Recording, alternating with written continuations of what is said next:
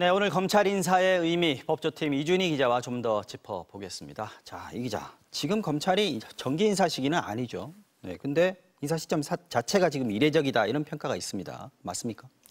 네, 검사장급 이상 40명 인사를 낸 게 작년 9월이었습니다. 1년도 안 됐죠. 네. 그리고 이원석 총장 임기는 4개월 뒤면 끝납니다. 네. 검찰에 오래 몸담은 인사들은 검찰 간부 인사가 이렇게 단행된 경우는 처음 봤다고 했습니다. 그런데도 꼭 해야 하는 이유, 한 검사장 출신 변호사는 김건희 여사 특검법 때문일 거라고 했습니다. 네. 야당의 특검법 압박이 거세지면서 윤석열 사단으로 수비진을 미리 구축하려는 게 아니냐는 겁니다. 어쨌든 대통령실이 지금 검찰 수뇌부에 대해서 못 믿는다 이렇게 판단했기 때문에 교체한 거라는 얘기인데, 그런데 현재 송경호 서울중앙지검장 역시 원래는 윤 대통령 핵심 측근으로 꼽히지 않았습니까? 네, 어송총, 어차피 송경호가 다음 총장, 네. 이런 말도 있었습니다. 그런데 올해 초부터 대통령실과 검찰의 불협화음이 서초동에서 파다하게 퍼졌습니다. 네.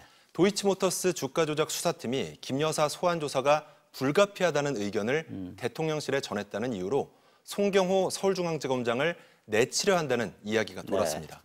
거기에다 이원석 검찰총장이 직접 송경호 지검장에게 김 여사의 명품 가방 수수 의혹 사건에 대해 철저하고 신속하게 수사하라고 지시한 사실이 언론에 떠들썩하게 알려졌습니다. 네. 그러다 윤 대통령이 김주현 신임 민정수석을 임명하면서 대통령실의 검찰 장악이 시작될 거라는 관측이 많았었습니다. 자, 그러니까 검찰이 김 여사 관련 수사에 전보다 좀 더 적극적으로 나서고 있는데 이게 대통령실이 보기에는 좀 불편할 수 있겠다라는 얘기군요. 근데 그동안 검찰이 수사를 제대로 하지 않고 있었던 것도 사실 아니겠습니까? 명품백 사건도 지금 이제 5달 만에 겨우 이제 고발인 조사를 했고요.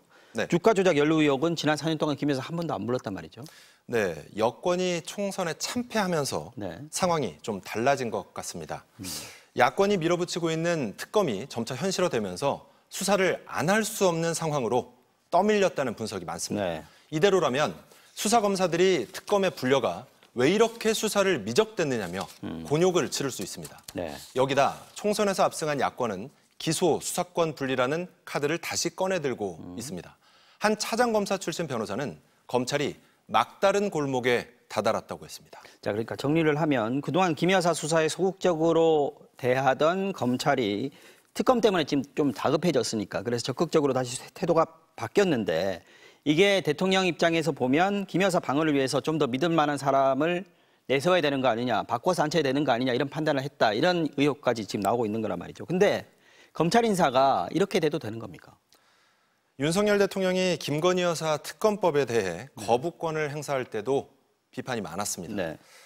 윤 대통령은 총선용 악법이라고 했지만 야당은 공정과 상식을 걷어차버린 가족 방탄이라고 비판했습니다. 네. 이번 인사에 대해서도 똑같은 지적이 있습니다. 자, 이원석 검찰총장에 대한 사실상 불신임이 아닌가 이런 생각도 좀 드는데 내일 출근해서 어떤 입장을 밝힐지 이것도 좀 궁금합니다. 봐야 되겠습니다. 이준희 기자 잘 들었습니다.